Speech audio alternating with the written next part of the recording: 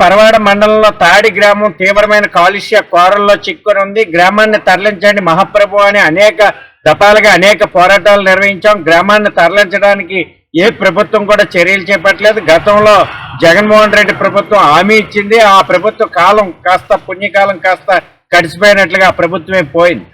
మరో ప్రభుత్వం కూటమి ప్రభుత్వం ఎన్నికల్లో హామీ ఇచ్చింది, ఖచ్చితంగా ఈ గ్రామాన్ని తరలిస్తామని, ఈ గ్రామాన్ని సురక్షితమైన ప్రాంతానికి తరలిస్తామని.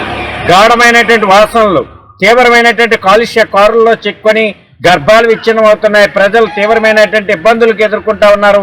గ్రామాన్ని తరలించండి అని అనేక దఫాలుగా ఆందోళన చేస్తాం. నేషనల్ గ్రీన్ ట్రిబ్యునల్లో కేసు వేస్తే మంచినీరు, సురక్షితమైన మంచినీరు కోర్టు ఆదేశాలతో ఇస్తున్నటువంటి పరిస్థితి. కానీ గ్రామాన్ని తరలించడానికి ఏ రకమైనటువంటి చర్యలు చేపట్టలేదు. గ్రామాన్ని సర్వే చేశారు. ఏదైతే ఉన్నారో జనం, ఈ జనం ఎంతమంది, ఎన్ని ఇల్లులు ఉన్నాయి, ఎంతమంది లబ్ధిదారులు అనేటువంటి సంఖ్యని సర్వే చేసినప్పటికీ ఇప్పటికీ వచ్చి గ్రామాన్ని ఈ పలానా ప్రాంతానికి, ఈ గ్రామానికి తరలిస్తామనేటువంటి నివేదిక ప్రభుత్వం నుండి రాలేదు. ఇప్పటికైనా సరే ఫార్మా కాలుష్యంతో అల్లాడుతున్నటువంటి గ్రామాన్ని తరలించడానికి చర్యలు చేపట్టండి.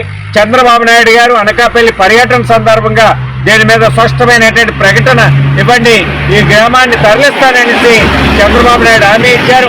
అలాగే కూటమి ప్రభుత్వంలో ఏదైతే పవన్ కళ్యాణ్ ఉన్నారో ఆయన హామీ ఇచ్చారు. పవన్ కళ్యాణ్ గారు స్వయంగా తాడి గ్రామాన్ని పర్యటన చేశారు.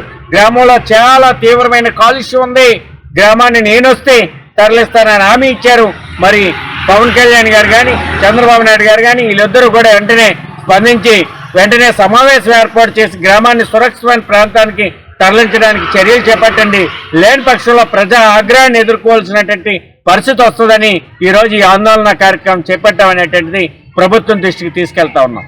Welcome to our YouTube channel. Don't forget to like, subscribe and share the videos.